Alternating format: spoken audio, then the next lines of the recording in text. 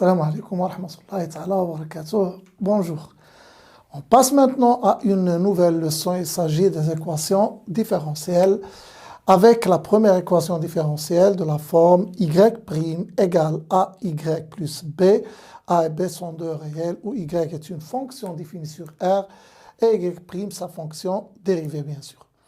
Bon, propriété, on considère l'équation différentielle E donc de la forme y' égale AY plus B, où A et B sont des réels.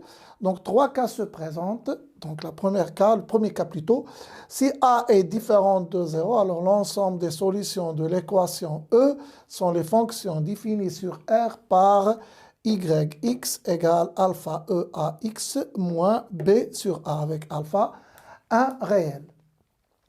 Le deuxième cas, donc si A égale 0 et B égale 0, donc l'équation E devient équivalente à, donc A égale 0 et B égale 0, vous aurez donc Y' égale 0, donc vous cherchez les fonctions qui ont une dérivée qui est égale à 0, donc c'est-à-dire les fonctions constantes. Et donc, d'où l'ensemble des solutions sont les fonctions constantes sur R.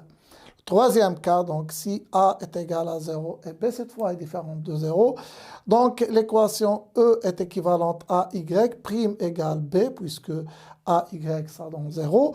Et donc l'ensemble des solutions de l'équation E sont les fonctions définies sur R par YX égale Bx plus alpha, avec alpha un réel. Bien sûr, si vous dérivez cette fonction, vous allez trouver donc B. Bon, pour mieux comprendre cette propriété, je vais voir quelques exemples. Donc, dans cet exemple, on va essayer de résoudre les équations différentielles suivantes. Commençons par la première équation différentielle, y' égale 3. Donc, je suis dans le cas où A égale 0 et B est différente de 0 et elle est égale à 3. Donc, ici, je peux dire que l'ensemble des solutions de l'équation 1, cette équation, l'équation 1, sont les fonctions définies sur R par YX égale BX plus alpha, donc 3X plus alpha lorsque alpha est un réel. Passons maintenant à notre exemple. Donc, il s'agit de cette équation différentielle sous la forme de Y' égale 2Y moins 3. Donc ici, A est différente de 0.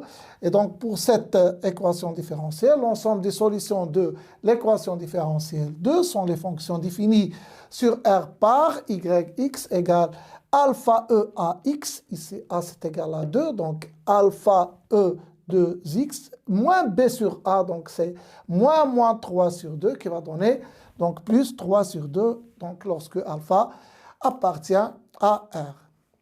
Enfin, je passe à un dernier exemple. Je prends donc Y' égale moins 3Y. Donc, pour cette équation différentielle, donc, je peux dire que l'ensemble des solutions de l'équation 3 sont les fonctions définies sur R par YX égale cette fois alpha E à X. A cette fois, c'est égal à moins 3.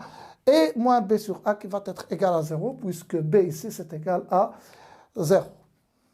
À bientôt.